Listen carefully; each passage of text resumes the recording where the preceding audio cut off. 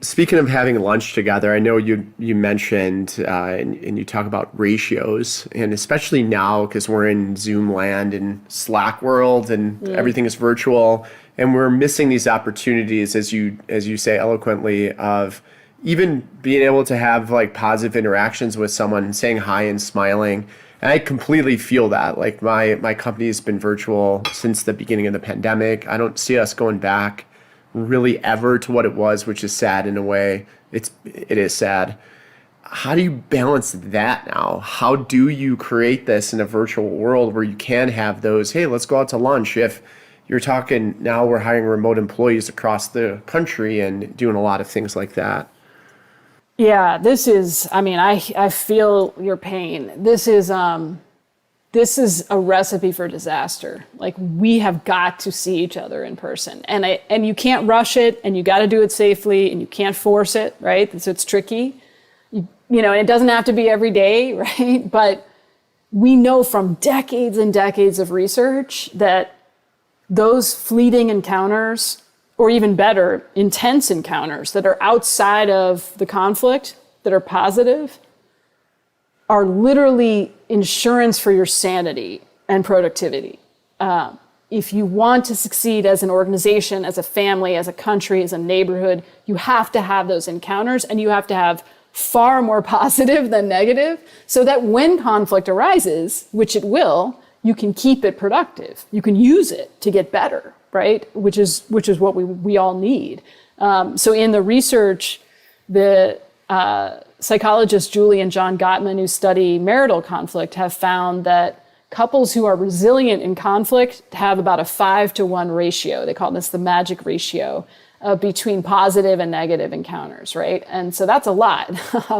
In Peter Coleman's research at Columbia University, looking at political conflict between strangers, it was more like 3-to-1. So somewhere between 3 and 5, I think is what we should shoot for. And you can have some of that on Zoom, but I think it's a very thin experience.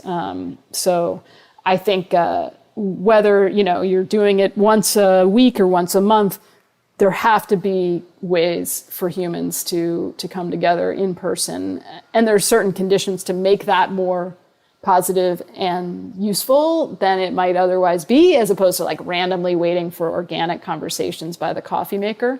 But it's super important. Yeah, I totally see that. I feel it. And it's, we do things like give each other tacos, but everything's virtual, unless there's virtual reality and you could feel like you're actually walking next to someone. Zoom came out with this immersive view now where you feel like you're in this conference room, and I'm like, well, that was a year too late, but still it's just kind of like, okay, now it looks like we're cartoons, So I mean, it's a tough situation, but you're right. And just when you do, because things are opening back up a bit, but unfortunately you now kind of the gates are open, right? Everyone is used to working a certain way, and it's going to be hard to get them back to what it was. I don't see a clear path to that even in the next year or so. Yeah, and maybe what it was isn't the right goal, right? I mean, we know like there's certain conditions that lead to those encounters being more kind of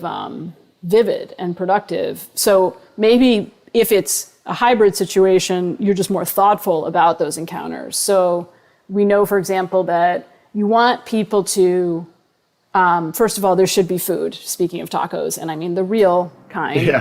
There should be food. That's like a basic. It's nice if there's music. Like, there's certain things that are just like ancient for humans, right? These are primal things. And then also, it's good to be working on a common problem together, and maybe outside of the normal work problem, right? Like whether you're trying to build a house for Habitat for Humanity or something that's outside, but you kind of have a common identity in that experience.